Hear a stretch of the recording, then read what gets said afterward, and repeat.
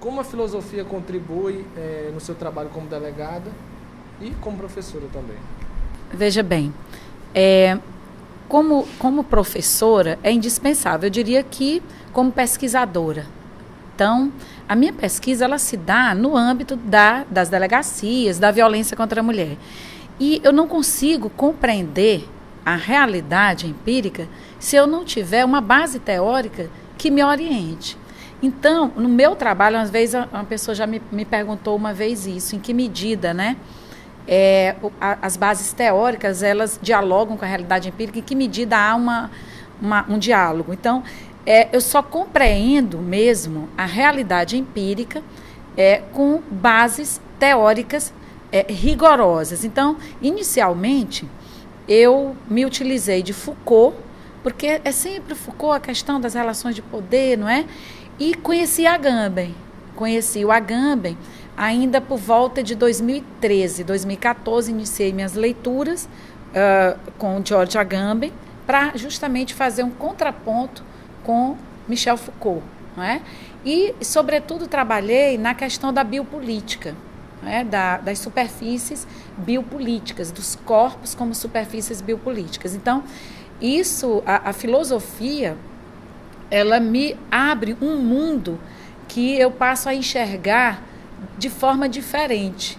Eu te digo que hoje, como delegada, como professora, eu não leio processo penal e nem direito penal.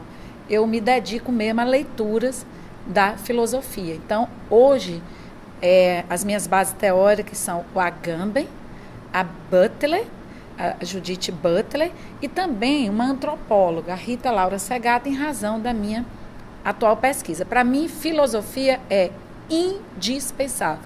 E não leio o Agamben somente no que dialoga com a minha pesquisa, não. Eu leio mesmo para a minha vida mesmo e para tentar compreender a atualidade. A minha pergunta seria como George Agamben é utilizado no âmbito do feminismo. No âmbito das mulheres, não é? A gente utiliza o Agamben naquela perspectiva do homo sacer, aquilo que é excluído, né? E que nunca vai, por mais que a gente excluído da normalização. Então, quando o Agamben ele fala da exclusão e da inclusão, primeiro ele exclui para depois incluir. E é exatamente o que ocorre com as mulheres. Se vocês forem avaliar, né, a situação das mulheres, do feminino, ele não existe. Ele não existe em lugar nenhum. Né? O universal, que está no centro do debate, é o masculino. A mulher, ela está num momento à parte, ou eu diria, invisível. Então, no momento em que ela é excluída, se tenta o quê? Incluir. Se tenta incluir sobre uma rubrica, mulher. E no momento da inclusão, ela jamais vai ter a ideia do pertencimento. Ela já sendo, não é? Ela pertence a um grupo, mas na qualidade de mulher, ela é excluída. E aí, então, ela passa a ser o quê? Sacrificável. Ela não pode ser assassinada, ela não é matável, mas ela é sacrificável. Ou é o contrário, ela é sacrificável, mas não é matável. É dizer, o soberano não dispõe da vida dela, mas qualquer pessoa poderá sacrificá-la. Então, a gente vê o exemplo da Marielle. A Marielle era uma superfície biopolítica, né? Uma superfície que desafiava a bio, porque era mulher e negra. Então, e ela, a superfície política, porque ela desafiou os espaços, o quê? Públicos, né? Ela se aventurou. Como assim? Uma mulher negra e política que ocupou espaço público, né? Ela desafia a normalização, que é o homem branco, e ela ainda era lésbica e heterossexual. Então, ela desafiou até o gênero. Ela desafiou todas as perspectivas bio e política. Para mim, o assassinato da Marielle é um exemplo típico de uma de um assassinato político, mas compreensível no âmbito da biopolítica. Eu dou exemplo, geralmente, quando eu dou exemplo, não, que eu botei na minha dissertação, um episódio que eu vivenciei e passei a compreender a ideia do Agamben, né? Do pertencimento e da inclusão. Ele traz inferências da matemática, do pertence e do não pertence, e do que está contido e do que não está contido, né? Ele traz essa ideia. E eu estava naquele curso de Teresina, num caminhão. Finalmente eu consegui desfilar, porque eu nunca conseguia nosso caminhão. E aí, então, na frente do nosso caminhão, nós colocamos o caminhão para dormir na frente, para, de fato, garantir a saída do nosso caminhão. E era o primeiro. Porém, entrou um caminhão à frente do nosso, do soberano, o rei Momo e a rainha, né? E assim, o rei Momo e a rainha era o único carro seguindo à nossa frente. Quando chegou na ponte, na época não era a estaiada, ainda era aquela outra ponte. Nós mandaram o nosso carro parar, o nosso caminhão parou, o da rainha e do rei seguiu o percurso e eu fiquei observando aquele negócio. E aí, então, quem foi que entrou atrás do rei e da rainha? Um caminhão da melhor idade e um caminhão das pessoas com necessidades especiais. Eu olhei para aquele negócio e imediatamente eu vi Agamben. Quer dizer, você exclui essas pessoas e daí, então, num processo de inclusão, você acentua ainda mais aquela desigualdade. Então, é dizer, se os idosos eles estivessem espraiados em todos os caminhões, eles pertenciam. Eles estavam naquele conjunto, eles eram individualmente considerados. Mas não, houve o quê? Houve uma artificialidade. Foi preciso excluir e dizer, são idosos. Foi preciso excluir e dizer, pessoas com necessidades especiais. Então, vamos colocar em caminhões separados. E isso acentua ainda mais a desigualdade, porque você não pode querer que uma pessoa que é excluída, ela pertença. Ela jamais vai pertencer. O Agamben, ele dá um exemplo do eleitor, lembra? No Homo Sacer, não sei se vocês viram, né? Que ele pertence, mas nem todo mundo é eleitor. Eleitora, não é? Então, ele dá esse exemplo aí. Nesse caso, eu vi claramente como as políticas públicas, elas podem acentuar a desigualdade. Então, eu sei que vão ter outras perguntas interessantes de delegacia da mulher.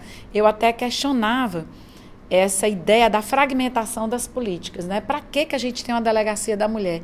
Uma delegacia da mulher acentua ainda mais a ideia de que mulher é diferente de homem e que deve ter um tratamento diverso. Porque todo mundo diz assim, cadê a delegacia do homem, né?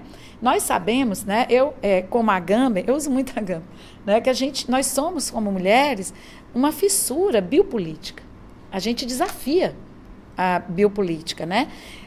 Enquanto Foucault, ele entendia a biopolítica como algo apropriável pelo Estado, da biologia do sujeito e da pessoa humana, não é? No sentido de controlar as irrupções do ser humano, Foucault viu, através do dispositivo da soberania, que as pessoas, por mais que houvesse um controle soberano, as pessoas tinham respostas próprias. Elas escolhiam a profissão que desejavam, elas escolhiam morar onde elas queriam, e era preciso, então, controlar essas irrupções, reconhecer que existiam espontaneidades e era preciso controlar. Daí o dispositivo da soberania, né, de reconhecer essas irrupções. Não bastava o soberano, aquele dispositivo de cima para baixo, era preciso sair de baixo para cima. Você verificar, né, na superfície das relações humanas como elas se dão e daí então você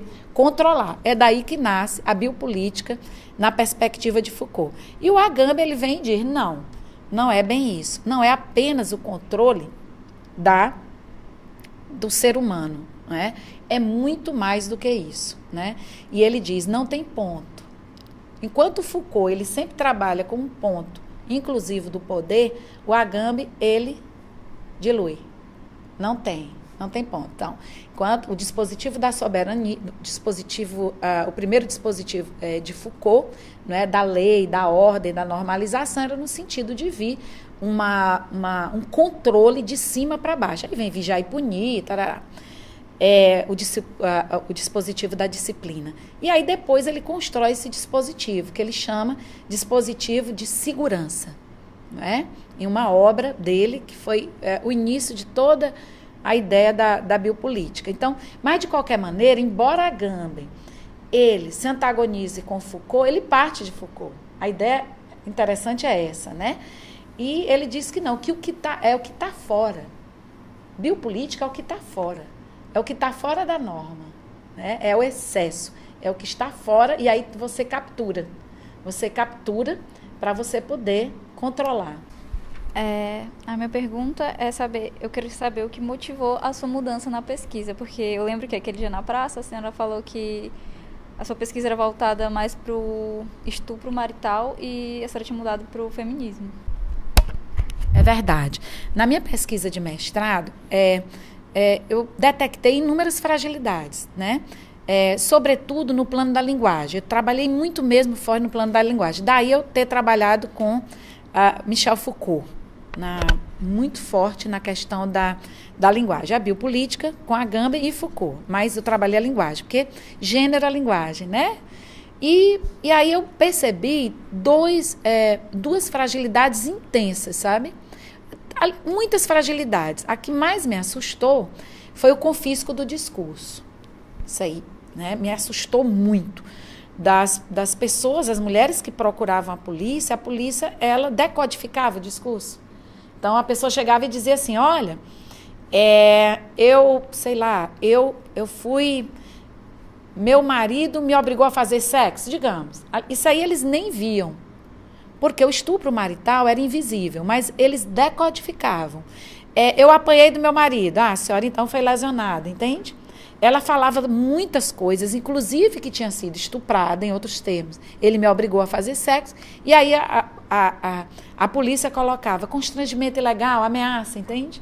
Então, decodificava o discurso e dizia, então a senhora foi ameaçada. Consta que a senhora fulana de tal foi ameaçada, ela não falou nada disso. Então, o próprio discurso era confiscado logo de plano na delegacia. E as mulheres, elas não eram instadas a falar, a ter a liberdade de falar sobre o que estava acontecendo com elas. Eu acompanhava desde o registro do BO. Eu ficava apenas no plano de observação. Depois eu ia para uma sala sozinha com elas, né? E daí eu tinha uma entrevista com cada uma. E eu descobri que 80% das mulheres entrevistadas eram estupradas por seus maridos.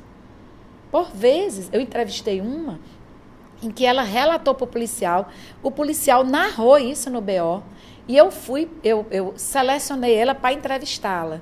E ela demorou muito a falar desse... Eu disse, a senhora foi obrigada a fazer sexo? Ela acabava dizendo, fui. A senhora fez? Fiz. Mas muito difícil extrair isso da mulher. E foi um homem que registrou essa fala dela. Foi o único estupro marital que eu vi, claro, ali no registro de um BO. Porque as outras, sequer, elas eram escutadas. As pessoas não têm nem paciência de ouvir, né? Então, era a mulher que era examinada a sua parte genital pelo homem, para saber se tinha... Enfim, isso me causou espanto. Né? A mulher que saía com o marido para comprar um tênis, uma roupa para os filhos, e aí na hora ele chegava e dizia assim, mais tarde vai ter a contrapartida. Isso é estupro, né? Então, isso me causou espanto, não é? Me causou espanto da polícia não enxergar isso. E nós, o direito, né, eu digo o Código Penal, também não tipificar. O estupro para o Código Penal é genérico. Isso. Mas aí, também, o que me causava também muita inquietação era o assassinato de mulheres. Eu via que o assassinato de mulheres, ele tinha uma perspectiva diferenciada do assassinato de homens em geral, né? E não existia ainda o tipo penal feminicídio. Quando eu defendi a minha dissertação, foi no dia 18 de dezembro de 2014, a gente nunca esquece. É o dia do desespero, né? E eu percebi que o assassinato ele estava diluído em todos os distritos da capital. Então, não havia uma qualificação na investigação, a fim de que se mostrasse por que é mesmo que as mulheres estão sendo mortas. A gente não tinha esse dado. Completamente invisível, tal qual o estupro. E eu não sei por que eu decidi o feminicídio. Não é? Quando eu assumi a Secretaria de Segurança, em janeiro de 2015, como secretária de Segurança, a gente tinha muitas coisas para lidar, né? Homicídios, os índices de criminalidade estavam um horror, e a gente teve que adotar técnicas de hotspot, várias técnicas para fazer conter o avanço das mortes aqui, sobretudo na capital, diversas estratégias. E aí, quando eu me desopilei dessas questões, eu disse, agora eu vou deixar minha contribuição para o movimento, né? E criei, de supetão mesmo, por portaria minha, o núcleo investigativo do feminicídio, uma espécie de delegacia especializada, e o núcleo de estudo e pesquisa em violência de gênero. E lá eu peguei Ctrl+C, Ctrl+V da minha dissertação. Não tinha o conceito de feminicídio. Então, eu comecei a conceituar com base na filosofia, na sociologia, na antropologia. Se vocês virem minha portaria, ela só não tem mesmo inferências da dogmática penal. Não tem nada, né? E aí eu tive que conceituar o feminicídio e tive que dizer quem era a vítima do feminicídio. Daí ter a mulher, a travesti e a transexual. Então, Piauí, ele está muito mais avançado do que a própria lei. Mas o que deu insumo mesmo foi o núcleo de estudo e pesquisa em violência de gênero, né? Foi isso. Então, o feminicídio, quando eu fui fazer o processo seletivo do meu doutorado, eu já estava completamente engajada no feminicídio. E já havia acontecido aquele caso das meninas de Castelo, que foi um paradigma para mim como delegada e como pesquisadora da violência de gênero. E aí eu fui completamente seduzida pelo feminicídio, tendo em vista que eu já estava implementando políticas, não é, relacionadas a ele. Foi assim, eu acho que diz que a gente não escolhe o tema é que escolhe a gente, né? E aí eu fui tomada pelo feminicídio, mas atualmente a gente está querendo desenvolver a metodologia investigatória do estupro. Bem, a minha pergunta é, onde você identifica o maior índice de feminicídio, na esfera pública ou privada? Maravilhosa pergunta. As pessoas não enxergam o feminicídio na esfera pública. Esse é o problema, né, Erivan, né? Esse é o problema. As pessoas só enxergam o feminicídio em que haja uma relação interpessoal. Isso daí ninguém nem duvida. Quando o marido, né, um locus de afetividade. Não estou dizendo que isso é um feminicídio, essas classificações chulas de feminicídio íntimo, doméstico, né, é um locus de relações de afetividade, em que haja um conhecimento prévio da mulher e do homem. Né? Então, esse feminicídio ninguém nem duvida. Ninguém nem duvida. Tanto é que na lei já vem bem explícito, né? Quando haja violência doméstica. O problema é o segundo inciso, né? Que há feminicídio quando considera-se condição do sexo feminino. Olha bem, o que o legislador quer dizer com isso? Nada, né? Coisa nenhuma. Que vocês que são filósofos e filósofas sabem que tem palavras que cabem tanta coisa dentro, não é? Que ela não significa nada, significantes vazios, não é? E aí ele vem, menosprezo e discriminação à condição de ser mulher. Não disse nada. É bem aí o feminicídio público. É bem aí que ocorre. E é bem aí que nós não conseguimos enxergar. Por quê? Porque precisamos de inferência da filosofia, da sociologia e da antropologia para estabelecer o que é condição do sexo feminino, ou condição de ser mulher. Então, tem um espaço de condicional. Que condição é essa? E o que é mulher? O que é isso, né? Que nos deixa um ser condicional, que nos condiciona. E eu trabalho exatamente, a minha tese é exatamente nessa linguagem, condição de ser mulher. Daí eu trabalhar a mulher como um ser biopolítico, né, e trabalhar com Agamben, Mas a Agamben dialoga com minhas outras autoras, que é a Butler, que trabalha a condição de pessoas cujas vidas não são passíveis de luto. Vidas que não merecem ser vividas. Agamben, ou não é? É um diálogo perfeito com a Agamben, né? A exclusão. E dialoga nessa condição, porque às vezes a pessoa diz assim, então você usa a professora Butler nas questões de gênero. Não. Eu trabalho Butler na questão da biopolítica. Agora, olha bem como é que ela dá enfoque a essa condição. E o Agamben, por incrível que pareça, eu trabalho no uso dos corpos. Eu não sei se vocês conhecem essa nova obra dele, que ele trabalha o escravo. Então, eu estou trazendo agora, ele não fala de mulher de jeito nenhum. Eu é que vou imbricar a ideia de escravo, né, do uso do corpo, né, com a ideia da mulher. Voltando à tua pergunta, as meninas de Castelo foi um feminicídio público e ninguém enxergou isso. Foi preciso a gente bater na parede e dizer, isso é feminicídio. Porque a polícia, ela estava entendendo que o arremessar as meninas daquele barranco, né, significava esconder o principal crime para eles, que era o estupro. Olha bem, ali naquele lugar que as meninas estavam, é um território de ninguém. Ali é o nomos do Smith, não é? É o vazio, em que ali, quem era que reinava? Era um soberano. Veja bem, as meninas, elas estavam excluídas, totalmente desprotegidas, completamente. Então, é nesse ponto que a gente começa a trabalhar a ideia do Agamben, do campo, que se diferencia da ideia de território de Foucault. Não é? Então, o campo, ele é um ambiente aberto. Nesse caso, as meninas, elas estavam enclausuradas num campo. Lembra do campo de concentração? Que o Agamben, ele trata muito do campo de concentração, né? E, nesse caso, um dos meninos falou, não tem nenhum homem com elas. Olha a frase.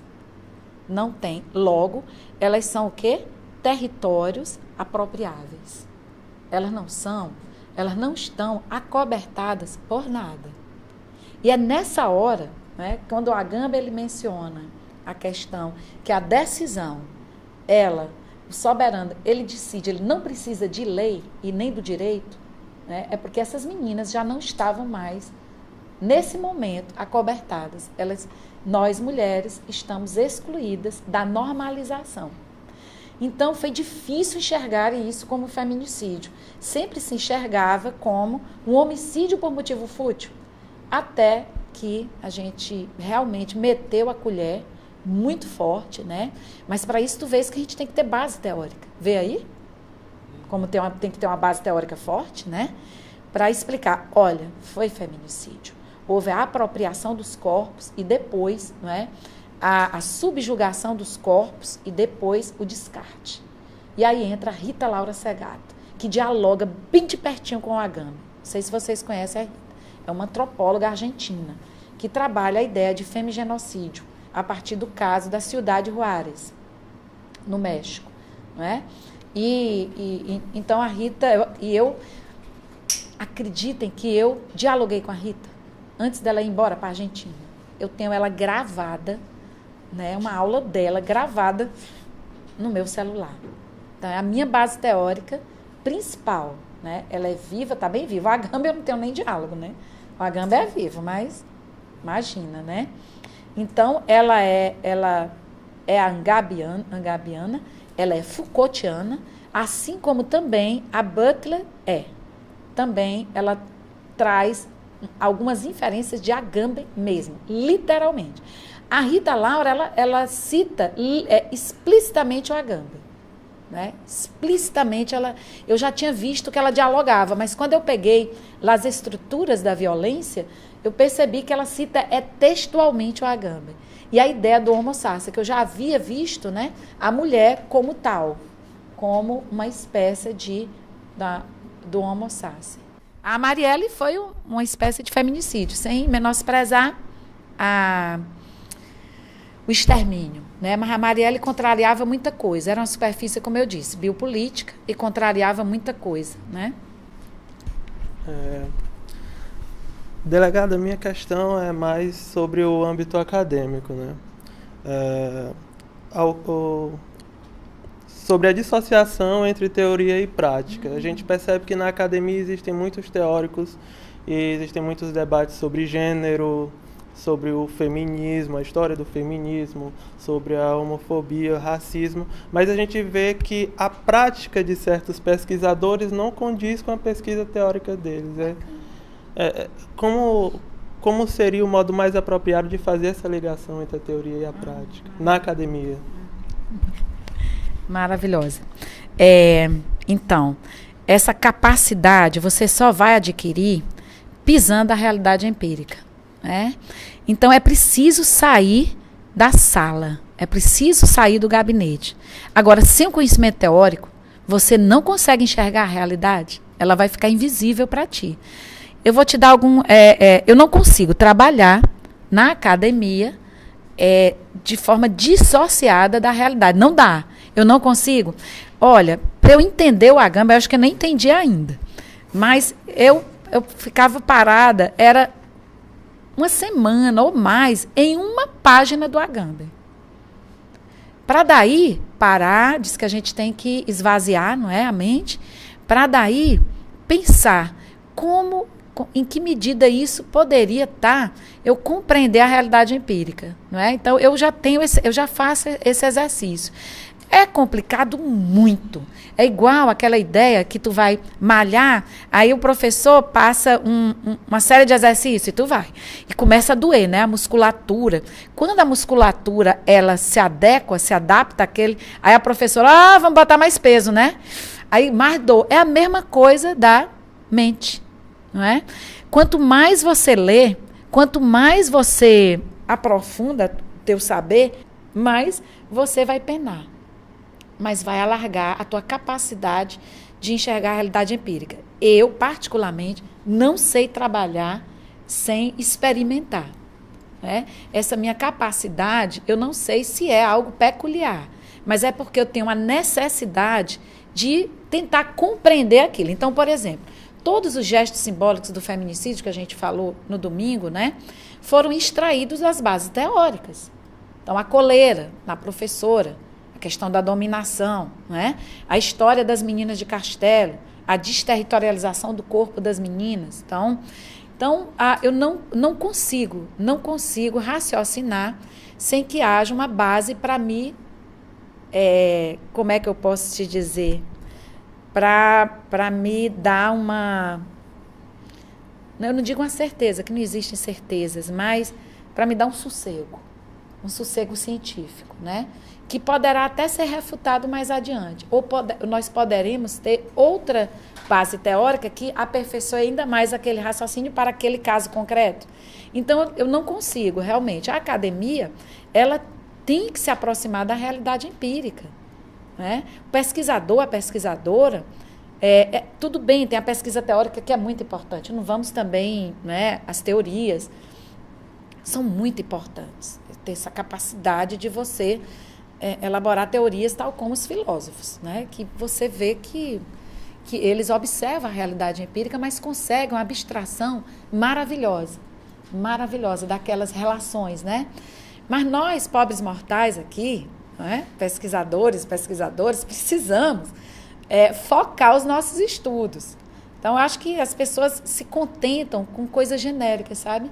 Ao passo que se tu não tem um objeto de estudo bem delineado, tu vai aprofundar tanto, que vai chegar num ponto, vai dizer, nossa, né? Um núcleo desse de estudo de feminicídio, sinceramente, eu nunca pensei que a gente fosse desafiar tantas políticas públicas, né?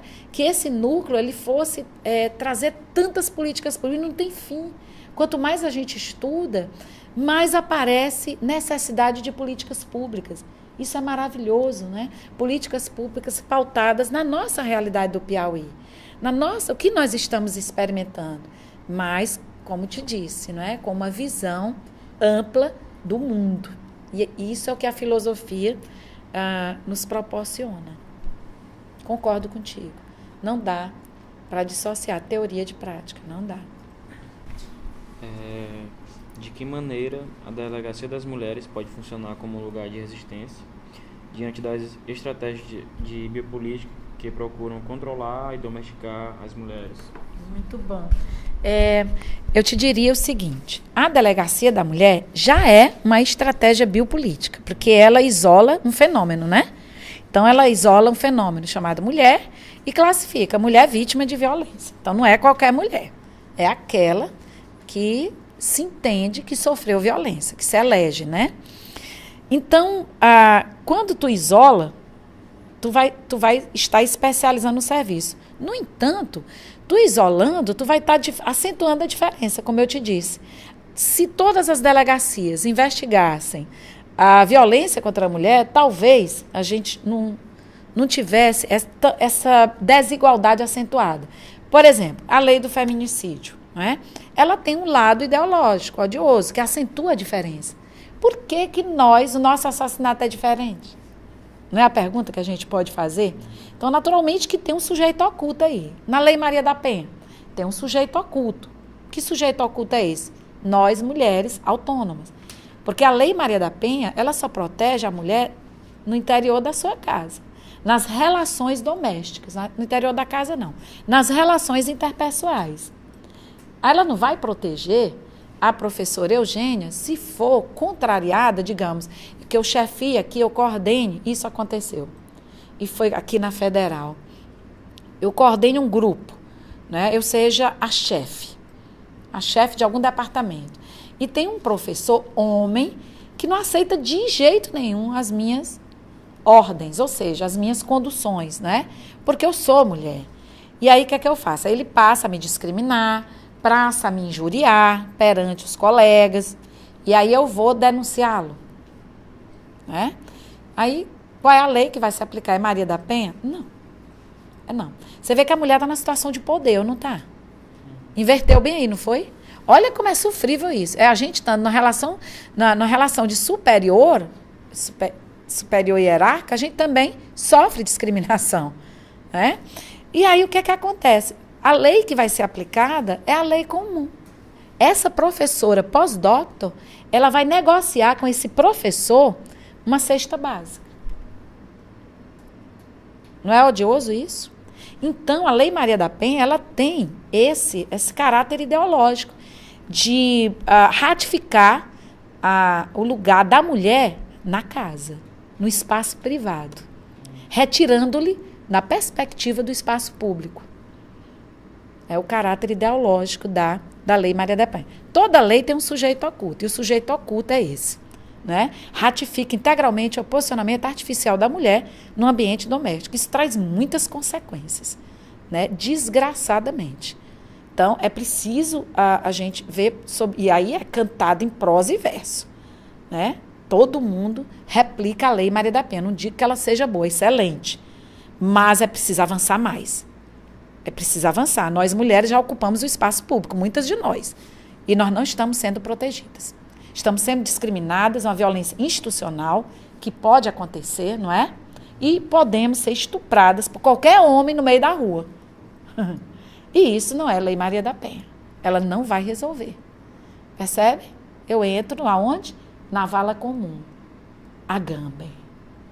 Olha, tá vendo? É um ser selecionado. Qual é o ser que deve ser protegido? É a mulher que está dentro de casa. Essa daí está protegida. A outra, nós somos homo sacer. Desprotegidas. E nós ficamos, então, à mercê de quê? De uma decisão. De quem? De um soberano. Estamos fora do espaço da normalização. É muito interessante, né, a teoria do Agamben. Deixa eu ver o que foi que tu perguntou mesmo, sim. Aí, sim, a delegacia, ela vai ratificar a diferença, né, numa visão crítica, né, mostrando o lado perverso ideológico de uma delegacia da mulher ou de qualquer outra delegacia especializada. Tem uma delegada que diz, mas delegada, como é que a senhora estuda feminicídio? Vai dizer que a lei do feminicídio ratifica, acentua a desigualdade. Mas eu tenho que dizer. Eu tenho que dizer, porque, né? Eu tenho que dizer, sim, acentua. Não é por aí que a gente vai conseguir que as mulheres e homens sejam vistos da mesma maneira. Não dessa maneira, não é a lei, não é? E, então, as mulheres acham que a delegacia da mulher é uma proteção. Ok, mas é uma proteção, elas vão buscar, mas nós não somos capazes de resolvermos conflitos. Por quê? Porque a violência contra a mulher, ela tem matizes culturais que vão muito além da lei. Não adianta eu prender um indivíduo e dizer, olha, você está preso, não bata mais na sua mulher. Ele vai bater, ele pode matar a mulher dele. Volta, né? Que tem que ser feito um trabalho com esses homens, com os agressores, né? Para que eles vejam que isso não é adequado. Tem que respeitar a mulher. Então, não somos nós na polícia que vamos resolver esse conflito, né? Um conflito que não dá para resolver. É aquela história, existe uma técnica, foi projetada uma delegacia da mulher para elas terem acesso, importantíssimo, deu visibilidade à violência que ficava dentro de casa, né? Tornou visível, mas é preciso, seria mais que todas as delegacias tivessem a capacidade de compreender esse fenômeno. E diria, seria mais interessante ainda se nem precisasse de delegacia. Que todos os homens e mulheres vivessem, mas isso é utopia, né? Vou fazer a pergunta aqui do Gustavo, que não pôde estar presente. A pergunta é, o que você entende por igualdade e como você relaciona esse conceito entre homens e mulheres? Tá certo. Eu entendo que não vai haver nunca igualdade. Nós não somos iguais. Olha, eu e a Amanda. Você vai dizer assim, vocês são mulheres. Nós somos iguais, Amanda? Não. Nós somos iguais? Não. Então imagine, eu ser igual a ti. Não tem isso, igualdade. O que nós lutamos é pela equidade. Igualdade não. Nenhum ser humano é igual ao outro. Não é? Isso aí é utopia. Então, que você preconiza, todos são iguais perante a lei. Mentira. Somos não. Nós não somos iguais, sabe? Porque a Constituição já no preâmbulo é assim, homens e mulheres são iguais. E cadê as trans? Cadê as travestis? Quer dizer, então, que só existe homem e mulher, então eu me encaixo aonde? Isso já inicia a Constituição com uma desigualdade, né? Ela já estabelece quem é o ser humano no Brasil. Ou é homem ou é mulher. Saiu desse segmento, não é cor nenhuma. Olha a Agamben. Então, era melhor antigamente, quando dizia assim, todos são iguais, pronto. Aí sim, todos, aí inclui, sabe Deus quem? Todo mundo. Não, aí tem gente que sustenta que agora melhorou, homens e mulheres. Meu Deus, o Estado classificou mais ainda. Agora o Estado diz quem é. Tem que ser homem ou então mulher.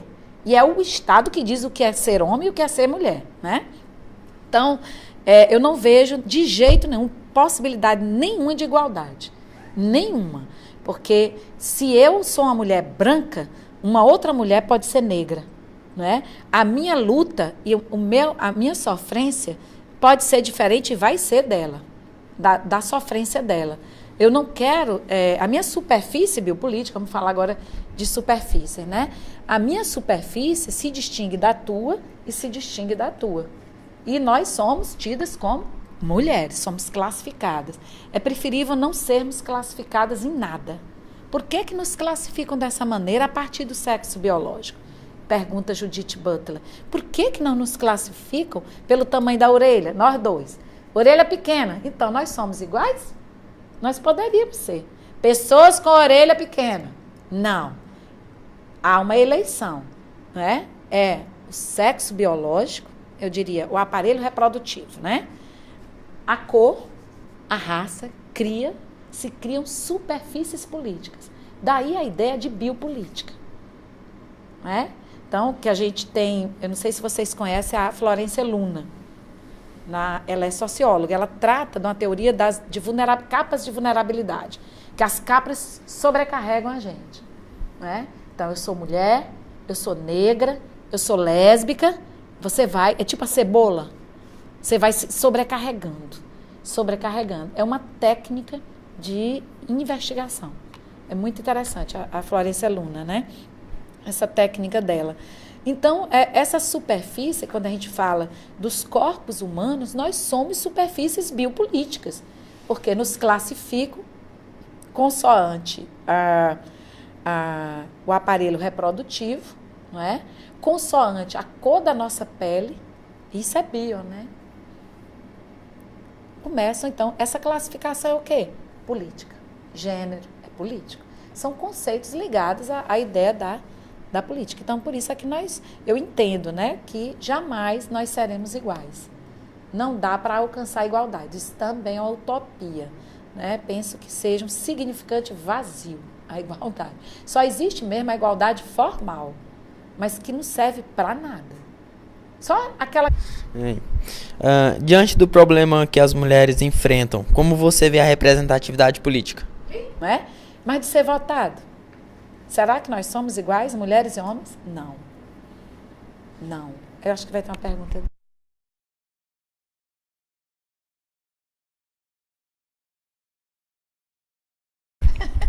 Representatividade política baixíssima, não é? Agora, por quê? Vamos tentar desvendar isso aí. Por que as pessoas dizem assim, as mulheres não se interessam por político? Coisa nenhuma. Os partidos é que não aceitam as mulheres. Há uma exclusão das mulheres, não é? Agora, por que isso? Vamos pensar. Né? A Safiotti, não sei se vocês já ouviram falar, Eliette Safiotti, é uma socióloga, já morreu, ela morava no Brasil, é referência nas questões de gênero. Achei tão interessante uma passagem do livro dela, que ela fala do gênero, da violência de gênero. E ela fala do nosso processo de socialização das mulheres. Como é que nós somos socializadas desde pequenininha? Vocês vão me dar razão, quer ver? As meninas. Nós somos socializadas da seguinte maneira. Nossos pais, pai e mãe dizem assim, cuidado com a rua. Ou não é? Sim ou não? Minha filha, eu vou lhe pegar à meia-noite. Nos retiram dos espaços públicos. Nos fazem ter medo dos espaços públicos. Concordam? A gente já cresce com esse medo de estar na rua, de estar nos espaços públicos. E aí, então, quando a gente cresce, a gente percebe que o espaço mais perigoso é o de casa. Que nossos pais nos estupram, nossos padrastos, nossos irmãos, nossos maridos nos matam e nos lesionam. Isso não nos ensina. A segurança está em casa, não é? E a gente acha que quando a gente casar, a segurança vai estar em casa. E pode não estar.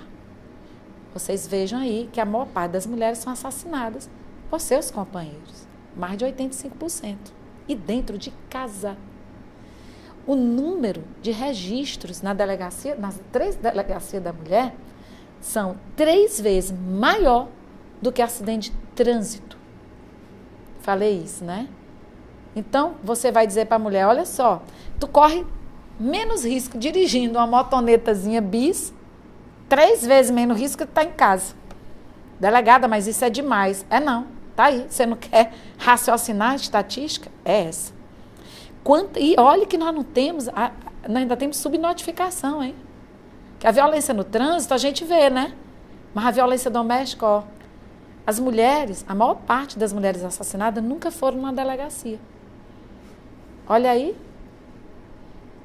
Então, imagina. E aí, quando a gente entrevista os vizinhos, ela sofria violência. Todos eles afirmam. Ela gritava. E por que o senhor nunca chamou a polícia? Porque em briga de marido e mulher, ninguém mete a colher. Então, imagina só, se os espaços públicos nos são retirados desde o início, como é que agora a gente vai conseguir adentrar num espaço público desse? E olha que espaço de poder, não é? Daí a dificuldade, entende? Da gente desejar esse tipo de representatividade. É uma dificuldade mesmo que vem desde o processo de socialização. É preciso mudar isso. É preciso que as famílias eduquem suas filhas para não temer o espaço público. Para que a gente se sinta encorajada de percorrer os espaços públicos com segurança. Porque enquanto houvesse nosso processo de socialização nos retirando do espaço público e nos mantendo no espaço privado, a gente não vai conseguir ter essa visão ampla, né, dos posicionamentos. Eu vejo isso na minha instituição, em que dia do delegado de polícia, aí coloca um cara com um símbolo, né, com a gravata, dia do delegado, aí eu pego e boto, não me representa. Eu não estou me sentindo contemplada. Aí vem uma delegada e diz assim, pois eu estou, porque o masculino é o geral. Eu digo, para você. Para mim, o feminino é o universal. Então, eu não admito, eu sou delegada. Isso faz a diferença. Diferença de quem é? Qual é o filósofo?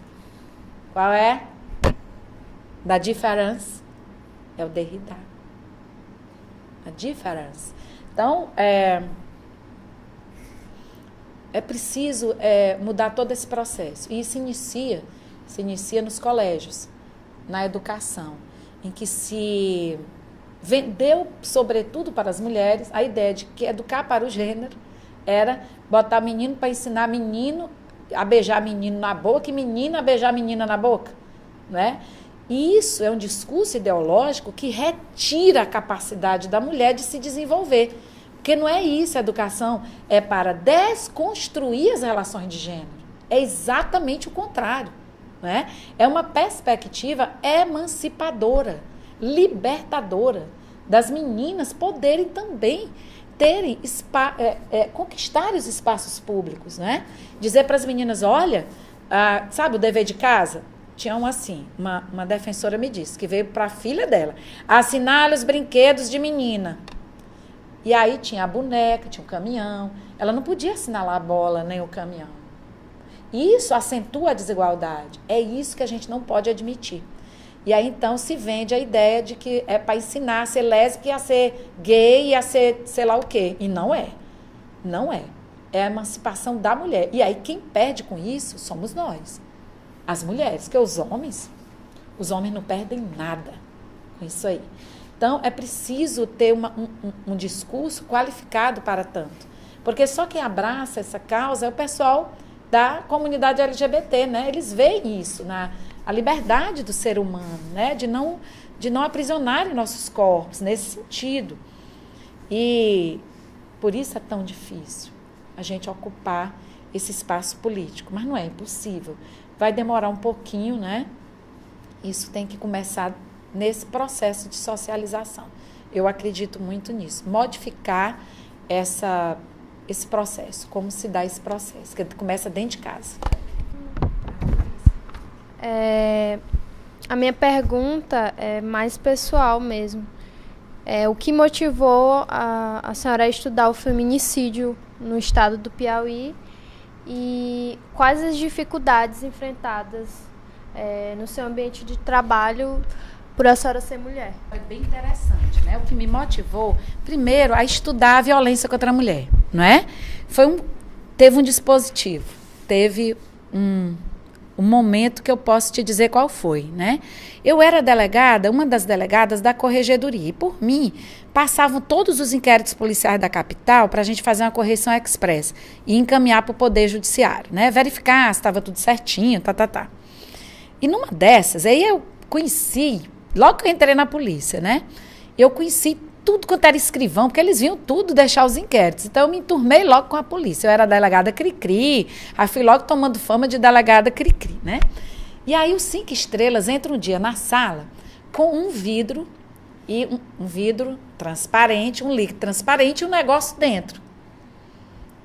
Aí ele diz, delegada, brincando, na maior brincadeira do mundo. Adivinha o que é isso? Sei lá, 5 estrelas, que diabo é isso? Aí ele virou e disse assim, é um pedaço de orelha que eu estou levando para o IML. Olha bem, nós estávamos em 2002. Quantos anos atrás? 16, né? 2002, 16? 2002, criatura. De como? Um pedaço de orelha, de uma mulher. E aí eu disse, meu Deus, aí eu olhei para aquele negócio, aí liguei para a Dani, que era a delegada da mulher. Dani, que negócio foi esse? E aí a Dani falou, Eugênia, aconteceu da seguinte maneira, a mulher se deixou amputar. A mulher, ela teria ficado com o rapaz na ausência do companheiro. um outro rapaz. E aí, então, alguém disse para ele que ela havia ficado com esse rapaz. E ele, inconformado, disse que ela brigaram, naturalmente, e impôs um castigo a ela. E esse castigo foi cortar um terço da orelha, bem aqui, exatamente onde a gente bota o brinco, né? Então, ela foi para o chuveiro, no banheiro, ele colocou o gelo, pegou uma faca de cozinha e cortou. E ela, no depoimento dela, se achou merecedora. Esse foi o problema. Isso me tirou o chão. Como assim? Uma mulher admitir que merecia o castigo, né? E aí pronto, a partir daí a minha inquietude foi enorme. Passei a estudar mesmo essa questão da violência contra a mulher como algo diferente, que eu não tinha visto em faculdade. Nunca ninguém tinha me falado sobre isso. Gênero e faculdade de direito, nem pensar, sabia o que diabo era isso não, o que é gênero. Não, ninguém sabe o que é isso não. Gênero, raça, agora sim, que agora tem os direitos humanos, né? Mas é só no plano teórico, é no plano transcendental, né? E eu fiquei impressionada com esse caso. Foi isso que me motivou. Aí eu fiz uma especialização. Olha só, como a gente vai evoluindo mesmo, se desenvolvendo como pesquisadora, né? Inicialmente, eu achava que podia existir um tipo penal específico de gênero. Olha só, eu não sabia o que era gênero. Aí eu comecei minha pesquisa e cheguei à conclusão que era impossível. Terminei dessa maneira. E aí, muito tempo depois, foi que mas eu estudava sempre a perspectiva de gênero, estudos próprios, né? Sem nenhuma orientação. Foi aí que eu entrei no mestrado. E passei a conhecer Agamben, Foucault, tarará, né? Até então, eu só conhecia a literatura feminista. Aí eu passei a estudar filosofia. Bem, como delegada, né? Na instituição, como mulher, é sempre assim. Lá e vem a delegada Eugênia. No início era assim. E quando eu comecei a defender as questões de mulher e de transgênero, né? Porque aí eu comecei a estudar gênero e aí pronto. Aí, para tu teres ideia, eu sou presidente do GT LGBT de Segurança Pública, né? Então, tudo que era cor de gênero era eu. Lá vem a delegada Eugênia. E eu fui corregedora geral da Polícia Civil e a minha primeira demanda foi um rapaz gay que foi preso, espancado, negro, foi espancado e foi levado para a central de flagrantes e lá um policial teria impedido ele de acessar o remédio dele. Ele tendo a AIDS, né? Então foi a minha primeira demanda como corregedora. Eu ainda não tinha ido nem para o meu gabinete e a Marinalva me leva essa demanda. Gênero. Olha aí, para tu ver como eu já era engajada nessa perspectiva, né? E eu nunca me senti discriminada. Por quê? Por que eu nunca me senti discriminada, né? Porque eu sempre acreditei muito no conhecimento. Desde a adolescência, eu era uma criatura só bem magrinha, horrorosa. Eu nunca tive nenhuma beleza física, né? E como é que eu ia paquerar? A única forma de alguém se interessar por mim era eu estudando. Alguma coisa eu tinha que ter. Então, eu estudava muito, eu gostava muito de estudar. E aí, então, as pessoas... Eu tive pouquíssimos namorados, porque eu era muito, muito, muito feinha, né? Mas eu era uma pessoa interessante. Mas as pessoas só me conheciam de pertinho. Então, isso foi ótimo para mim, porque eu aprendi a conviver com a diferença. Né? A senhora acha que assim, o fato da senhora ser delegada, isso não contribui para que a senhora seja respeitada? E que contribui. Não haja, agora, veja bem, dentro da minha instituição, eu me garanto pelo meu conhecimento, ok? Eu sempre dizia, o menino dizia assim, eu quero ver a Eugênia com 38, um 38, na nossa época era um 38, logo no início, né? E eu não ia com 38, eu dizia, tá aqui, minha arma é aqui, ó. Tá comigo sempre, tá lascado, quem se aproximar de mim, né? A minha arma é outra, né? Agora, sim, como delegada, como autoridade, né? Eu tenho que me legitimar. Eu só sou respeitada porque como é que eu posso te dizer? Eu me legitimo dia a dia, como eu estou aqui, me legitimando, né? Como delegada, numa democracia. Eu passei no concurso público, ninguém me elegeu. Então, eu tenho que todo dia me legitimar perante a sociedade. Ou eu me legitimo com as minhas ações, não é? Mostrando e contribuindo para uma sociedade justa e solidária com minhas ações, ou então eu não sou respeitada. Talvez eu seja respeitada justamente porque eu tenho ideais e as pessoas veem que a coisa é honesta e não tem nenhuma outra pretensão. Entende? É uma conduta ética, né, que a gente segue e se legitima dia a dia como delegada, próxima das pessoas e defendendo essas pessoas, né? Então, eu vejo dessa maneira. É diferente de um político que ele tem que se legitimar pelo voto. Você pode renovar. Um juiz, um delegada, uma promotora, você nem sabe, né? Você não pode conseguir, você não consegue botar para fora. Não é tão fácil. Então, essa pessoa tem que ter essa consciência de que ela foi eleita, né, por um processo seletivo, um concurso público meritório. Porém, ela tem que mostrar para que veio. Tem que dar sua contribuição para a sociedade. Isso é democracia, né? Então, eu vejo dessa maneira. Porque eu estou próxima das causas sociais, dos movimentos, e tenho uma bandeira. Né? E é assim, eu me legitimo dessa maneira. Eu penso dessa forma, né? Mas nunca fui discriminada na minha instituição, não. Eu ocupei cargos relevantes na polícia. Eu fui a primeira corregedora geral da Polícia Civil, eu fui a primeira diretora da CADEPOL, da Polícia Civil, e fui a primeira secretária de segurança. Eu assumi 3 meses, mulher, e primeira subsecretária. Então, é derrubando porteira e mostrando para as meninas que é possível tudo isso aí. Né? É possível. Não que eu tenha almejado tudo isso, percebe? Não. Eu nunca atuei nessa obstinação de carreirismo. As coisas vieram porque vieram, para mim, porque eu trabalhava, eu sempre me dediquei, não é? A corregedoria eu saía de noite, eu chegava às 6h30 da manhã, chego até hoje, chego no meu trabalho às 6h30 da manhã, eu sou subsecretária, e eu abro a porta da secretaria. Então, é um jeito meu de ser, né? É da minha personalidade. A minha filha diz que eu sou doente, que eu gosto de trabalhar, né? Que eu sou doente, isso é mania, talvez seja isso mesmo, né? Mas eu gosto. Talvez minha pergunta englobe um pouco o que foi falado, mas à luz da realidade, percebemos que há uma resistência, não de agora, mas que agora, depois da terceira onda, englobe mais do que seria o feminismo. Então, no seu trabalho, você já tinha falado que a resistência que vocês têm só chega depois do ato. E eu vejo que o feminismo como debate, como um farol, um fecho de luz para trazer esse conhecimento não só para as mulheres, mas para os homens, chegue antes. Então, para você, qual seria a importância do feminismo no âmbito tanto legal quanto moral? Bem, o feminismo, ele vai trazer inferências teóricas para a gente, né? De como a gente conduzir inúmeros debates. Então, o feminismo, ele abre portas e janelas. Se tu for ler criminólogas feministas, né?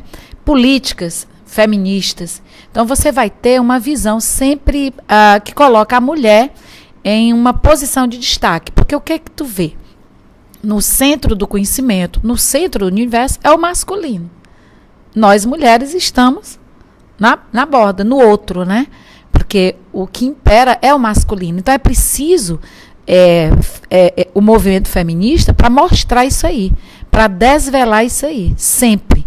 Né? Que a mulher está sempre numa situação de subjugação. Agora, você vai ver inúmeros movimentos feministas, de diversas matizes, um feminismo negro, né?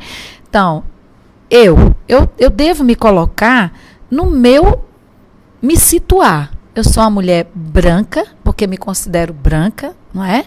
Eu sou uma autoridade policial, então, a gente tem que se posicionar.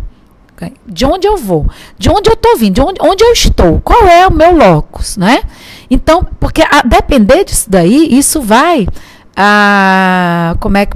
influenciar minha maneira de ver o mundo. Então, eu posso mudar minha maneira de ver o mundo, né? Reconhecendo o lugar onde eu estou. Porque, por vezes, eu posso estar, o quê? Viciada. Vejo muitas... E aí vem o feminismo branco, o feminismo ocidental, que não considera as mulheres negras, de fato, não é? Então, é preciso a gente... eu penso que o feminismo, ele vem a contribuir muito no debate, fortalecer muito o debate, né? Eu diria que o feminismo é indispensável ao nosso dia a dia, para que a gente possa, que ele nos ajuda, a nós todos e todas, enxergar esse mundo tão desigual, né? Em que as mulheres são sempre colocadas à margem. Sempre colocadas à margem. Então, vejo com bons olhos e sigo a linhagem feminista. Boa noite, delegada Eugênia. Pegando aqui a ponte do que você falou sobre o feminismo, eu queria perguntar para você de que maneira o feminismo pode contribuir para diminuir os casos de feminicídios aqui no estado do Piauí. Olha bem, esse posicionamento crítico, né, que o feminismo ele proporciona para a gente, ele vai nos mostrar caminhos diversos. Eu vou te dar exemplos, né? Uma criminologia feminista vai te auxiliar a enxergar perspectivas outras das leis, né? Numa perspectiva de gênero. Então, o feminismo, na questão do feminicídio, desde a Ângela Diniz, não sei se vocês ouviram falar da Pantera. Vai ter agora um filme, né, que vai focalizar isso. Era o Dock Street, ouviram falar desse assassinato? É emblemático, aquilo foi emblemático no Brasil. O Dock Street matou a Ângela Diniz, uma mulher extremamente avançada para os conceitos da época, socialite, e tinha acesso a tudo, né? Uma educação primorosa. E ela era esposa de um colunista social muito famoso na época. Frequentava Copacabana Palace, então, altas rodas, né? E ela se apaixonou pelo Dock Street, um cara da classe média, baixa, que vendia automóvel, tarará, né? Se apaixonaram, fugiram os dois e viveram algum tempo juntos, como companheiros. Naquela época, ó, década de 70. E no final ele acabou matando a Ângela Diniz. E um advogado piauiense, Evandro Lins e Silva, sustentou, ele construiu a tese da legítima defesa da honra. Acredita que foi um piauiense. E essa tese prosperou no primeiro julgamento. Havia então o julgamento, o pré-julgamento da mulher. Então, a mulher era merecedora de proteção do Estado. Olha aí, né? Aquela vida que não vale a pena ser vivida, vida não passível de luto. Então, havia, como há até hoje, a avaliação das condições pessoais da vítima. Prostituta, ela era prostituta. Então, ela merecia morrer, ela procurou. Não tem gente que fala assim? Então, não era uma mulher honesta. Ela já está. No caso da Marielle, estão falando desse tipo de coisa, né? Todas falam, de todas. De todas. A defesa das mulheres assassinadas sempre explora a desqualificação da mulher, né? Como uma forma de justificar o assassinato. Esse é o problema. Essa tese, as feministas, viu, bateram panela. Então, quando tu falas qual a importância do feminismo para o feminicídio, lá em 70, as feministas já denunciavam isso, né? Já denunciavam esse tratamento que era dado à mulher. Aqui, no dia que o corpo da Camila foi encontrado, a Sofia era assassinada no prostíbulo. Ninguém soube disso aí, porque não interessou a ninguém, porque há um processo seletivo também. A sociedade seleciona as mulheres passíveis de serem reivindicadas, né? Deles irem para a avenida, deitar-se no chão, não é não? e protagonizar, o feminicídio, e a Sofia ninguém nem soube. E nem a imprensa também se interessou. Prostituta. Olha aí. Né? Então, o feminismo ele vai trazer isso, essas possibilidades. Ele não vai selecionar pessoas, não é? Pelo contrário, o feminismo ele vai mostrar exatamente as diversas facetas, não é? Que envolve a questão da mulher. Mulher negra, pobre, rural. Essa daí não sai na imprensa porque não é midiática. Midiática é uma menina jovem, branca, estudante de direito. Não estou aqui menosprezando, entende? Mas para nós na polícia, para nós feministas, toda vida é uma vida que merece ser vivida. Qualquer uma. Não pode haver nada que justifique o assassinato de uma mulher, a não ser em legítima defesa, que aí também se mata homem. A gente só mata porque é em legítima defesa de outrem ou nossa mesmo, para preservar a nossa vida. Então, é isso que o feminismo traz, essa perspectiva que ele traz para a gente, né? Do feminicídio. Sem o feminismo, nós jamais enxergaríamos o feminicídio. Jamais conseguiríamos enxergar o feminicídio. Como você vê o debate em torno da questão de gênero que levou aos atos violentos contra a Judith Butler no Brasil? A visita que ela fez ao Brasil. Foi. Incomoda muito, não é? Essas questões de gênero vêm incomodando muito o Brasil. Estou vendo assim um retrocesso social no reconhecimento das liberdades das pessoas, na questão cada vez mais da etiquetagem de pessoas negras, mulheres, lésbicas, gays. Então, a gente vê uma acentuada, como é que eu posso dizer, a própria sociedade, ela vem como que desrespeitando essas singularidades, né, que a gente chama assim, do princípio da reserva do humano. E aí a Butler, ela é vista, né, como uma subversiva, porque de fato ela subverte a ordem. Ela vem e diz assim, olha, nós não somos homens nem mulheres, nós somos o que nós queremos ser. Né? E isso não é interessante para o Estado. Aí entra a questão do controle dos corpos.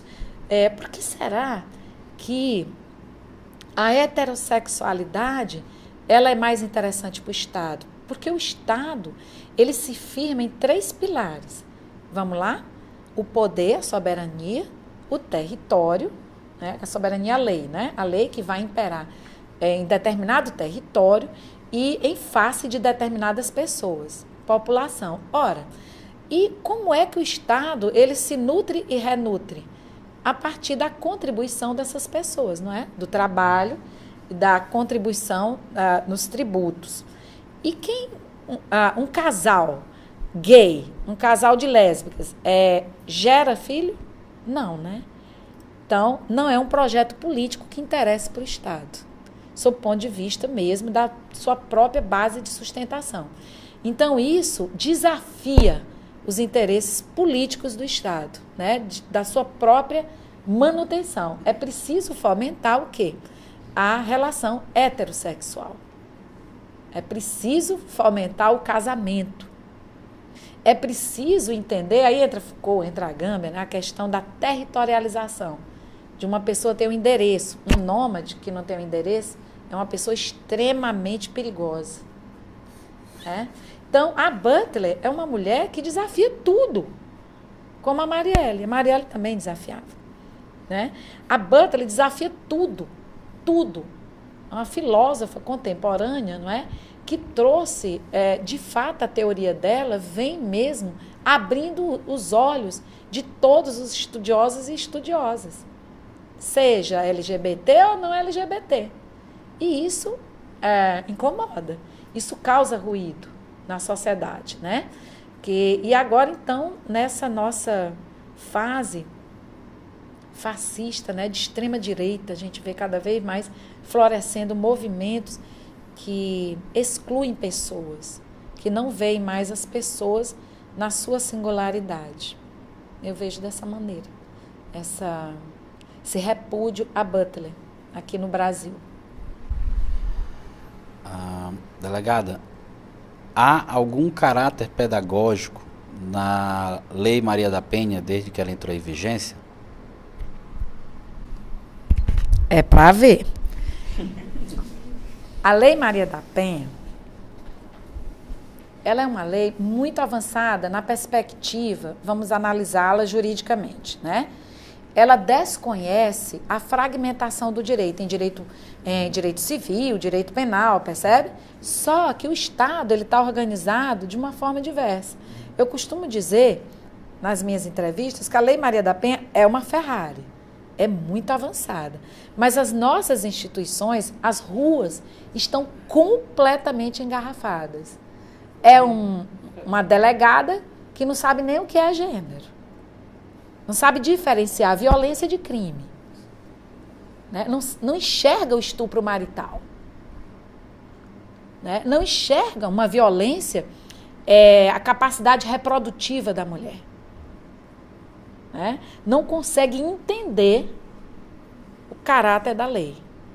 Por outro lado, também, aí fica todo mundo naquele faz de conta, né? Sabe, aquele Ctrl+C no automático. As pessoas estão no automático. E aí, quando a gente quer avançar o sinal, ou seja, tentar desobstruir as vias, né? Tentar, a gente encontra muitos óbices pela própria estrutura do Estado, das organizações.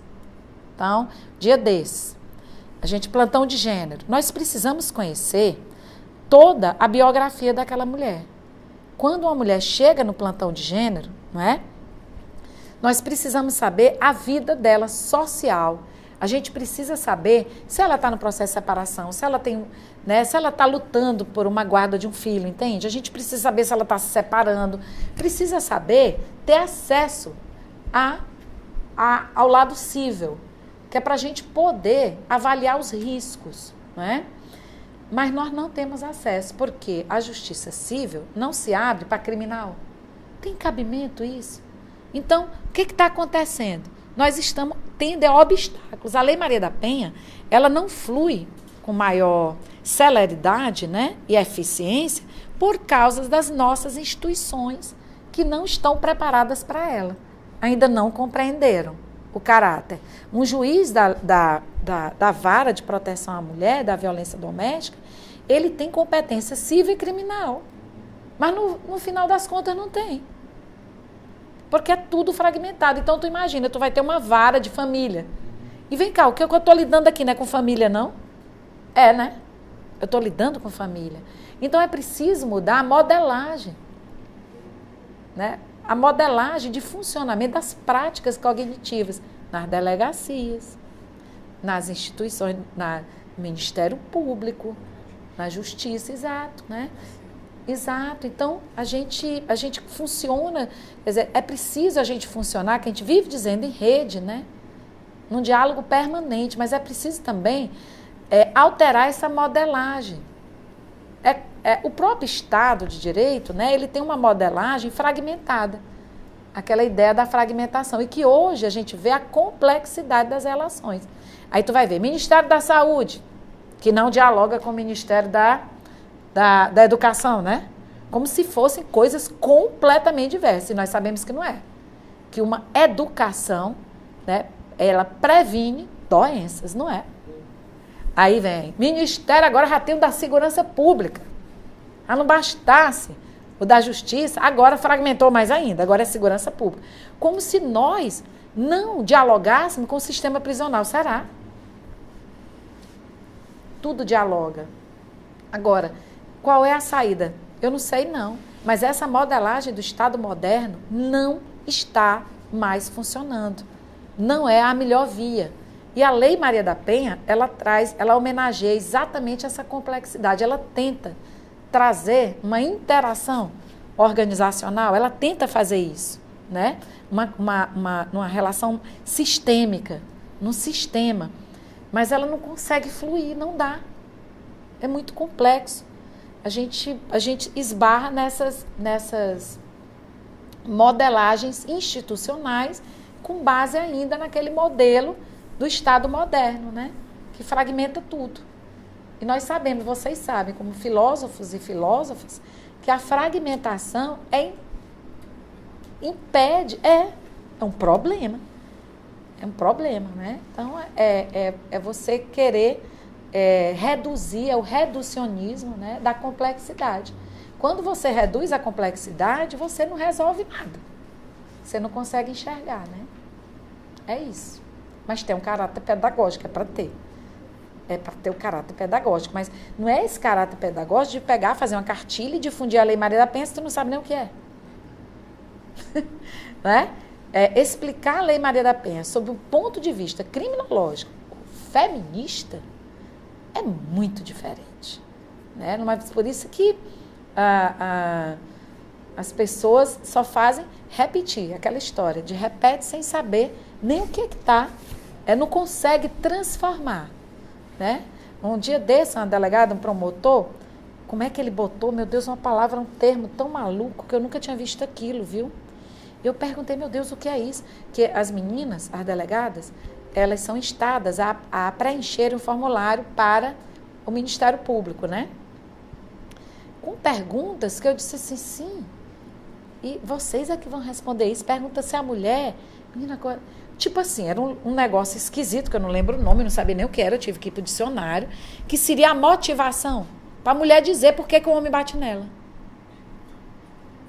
Eu digo, sim, minha gente. E quem é que diz isso? É a mulher. Eu achei aquilo estranho. Eu digo, e para que ele quer isso? E ninguém... Isso aí é questionar. A pessoa sempre diz assim, delegada, a senhora questiona tudo, mas é meu dever questionar, né? E eu disse, e o que é que ele faz com isso? E ninguém é psicólogo para dizer, meu Deus do céu. Aí seria perguntar o que você fez para causar isso. Não, ele ainda bota categorias. O álcool. Tu acredita? O álcool. A droga, sei lá o quê. Chegou alcoolizado. Gente, isso é muito perigoso. Isso é reduzir complexidade. Entende? A Maria da Penha não diz isso, não. É da modernidade. Está todo mundo ainda na modernidade. Ninguém se deu conta da complexidade ainda. Ninguém se deu conta. Então, são esses os embaraços, né? Se tu vai fazer uma abordagem pedagógica, tem que ser, né, nisso que eu te falei, nessa perspectiva de emancipação da mulher, né? De um novo processo de socialização, considerando, olha, gente, atenção, meninas, vocês podem ser mortas pelos homens que estão bem aqui, teus namorados, olha aqui a violência doméstica, a Lei Maria da Penha aqui. É dessa forma o caráter pedagógico, né? É impressionante, mas ninguém tem essa visão. Aí fica só dizendo que a mulher pode ir na delegacia, sim. Mas vamos ver um caráter de prevenção para as meninas saberem, né? Atuarem não é só depois que a coisa acontece, não. Elas se emanciparem antes. Então, a Lei Maria da Penha era para ter esse tipo de difusão. Dizer, olha, tá vendo? Os homens, os maridos batem mesmo na mulher. Olha aí, tem uma lei. Foi preciso uma lei. Então, é uma realidade. E aí, então, eu acho que a nossa meia-culpa das instituições, né, que querem a todo custo, ainda mais o povo do direito, é impressionante como o povo do direito quer categorias reducionistas. Vocês sabem disso, né? Vocês sabem disso, como filósofos, né? Não se expande, não, quer resolver o negócio, então reduz a complexidade. Tu sabe, pronto. Né? Então, é a redução da complexidade. Às vezes, eu até digo assim para as meninas, minhas delegadas, né? Digo, olha, vai chegar num ponto que vocês não vão me compreender. Que é isso, delegada? Vocês têm que estudar, tem que ampliar o campo de visão. Porque vai chegar uma hora que vocês não vão conseguir me compreender mesmo. É a pura verdade. Né? Porque é uma mania de reduzir complexidade. Pronto, delegado. Por exemplo, o assassinato daquela psicóloga. Vou te dar só esse exemplo de redução de complexidade do feminicídio. Aliás, eu vou estar aqui na Federal, numa palestra, no auditório, Noé Mendes, dia 22, falando sobre feminicídio. Agora ele mostrou o caminho para não ter essa, né? Uma psicóloga foi assassinada, eu falei lá com o nosso encontro, né? Falei de vários casos de feminicídio. E ela foi encontrada morta com um golpe só aqui na jugular. E ela estava com uma coleira de cachorro. Eu não estava em Teresina. Estava em Brasília no meu doutorado. E aí eu soube. Os feminicídios a gente sabe tudo, né? Aí eu sou comunicada. Aí eu liguei para a delegada. E aí, delegada? Como é que tá isso? Não, delegada, foi latrocínio. Latrocínio é você matar para roubar. Né? Não é matar porque é mulher. Matou porque roubou. Porque queria roubar. Para garantir. Aí eu disse, e a coleira, delegada? Não é um gesto simbólico, uma coleira, né? No cadáver. Não, delegada, o perito disse que a coleira era para fazer estancar o sangue. Ele botou para estancar o sangue na jugular. Eu disse, pois o perito não tem status. Foucault não tem status para dizer isso. Ele não pode dizer isso. Assim como nós não podemos dizer que uma pessoa está morta, não é isso? Eu não sou médica, eu não tenho status. Então, cheguei aqui em Teresina, aí eu fui lá na homicídio e vi o inquérito. A coleira, pessoal, era aqui, ó. Não tinha nada de pescoço, nada. Ela não tinha função nenhuma, entende? Função que eu digo nesse sentido, né? E aí, o delegado só se convenceu que era feminicídio, sabe por quê? Porque o menino, nós pegamos as imagens, né, de um rapaz de mochila pulando o muro da casa da psicóloga, da vítima, de noite. E aí ele sai logo depois com um celular na mão. E aí para a câmera. Como a Marielle está sendo investigada, várias câmeras, né, do percurso. A polícia faz isso, a gente chama de timeline. E aí o delegado só se convenceu porque numa outra filmagem o rapaz joga fora o celular. Então, ele não queria o celular. Então, a intenção dele não era roubar. Entende? Agora, um gesto simbólico desse, para nós, era suficiente para dizer, foi feminicídio. Aí, prendeu o cara, né? E prendeu, sabe como, minha gente? Sabe como? Sabe o que ele estava lendo? Filosofia. Um livro de filosofia do direito. O menino estava lendo. E o delegado que prendeu ficou impressionado. Esse delegado, ele é um psicopata. Diz que ele estava lendo um livro de filosofia. Agora que eu lembrei, ó. Meu Deus do céu. Todo direito. E aí ele disse que botou a coleira porque ele quis botar. Ele quis botar. Olha aí. Então, não é você reduzir complexidade? Não é a vontade de reduzir complexidade? Então, é isso que quando a gente vai capacitar, exato. O que a gente diz? Não vamos reduzir complexidade. É para ver o ambiente como um todo. Como um todo. Não reduzam, pelo amor de Deus, complexidade. Porque é impressionante, minha gente, como a galera do direito teme reduzir complexidade. Caixa bem aqui, caixa acolá. Pronto, está encaixado. E a filosofia é exatamente o contrário, né? Encaixou, tem alguma coisa errada. Né? Sempre tem um resíduo. Tem que ter um resíduo. Nunca é completo. Né? Um espaço sempre aberto. Né? E assim a gente tenta imprimir uma metodologia com um espectro cognitivo sempre aberto. Então essa foi a última pergunta, né, professora? E delegada também. A gente quer agradecer mais uma vez, o professor Fábio agradeceu, mas eu agradeço por todos os petianos, uma entrevista simplesmente maravilhosa, muito produtiva, muitíssimo produtiva. Quero agradecer a sua presença aqui e dizer que o professor Fábio deve ter dito isso muitas vezes, a porta do PET está aberta e a gente com certeza aprendeu muito com essa entrevista. Muito obrigado. Mas eu aqui queria agradecer. E aí, claro que eu vou fazer um convite para vocês. Nós temos um núcleo de estudo e pesquisa em violência de gênero que eu gostaria muito da contribuição de vocês. Vocês darem aula para a gente, tem alunos e alunas de graduação, de pós-graduação, de enfermagem, de direito, de tudo quanto é. E a filosofia, ela traspassa tudo isso, né? É uma forma de fato, atingir todo mundo. Eu penso que a gente podia levar vocês para dialogar um dia conosco lá sobre questões de gênero e levar autores e autoras que a gente possa estar mostrando para os meninos a importância de ler essas obras e, tá bem? Então, eu também vou cobrar de vocês. Agradeço imensamente e deixo um beijo aqui.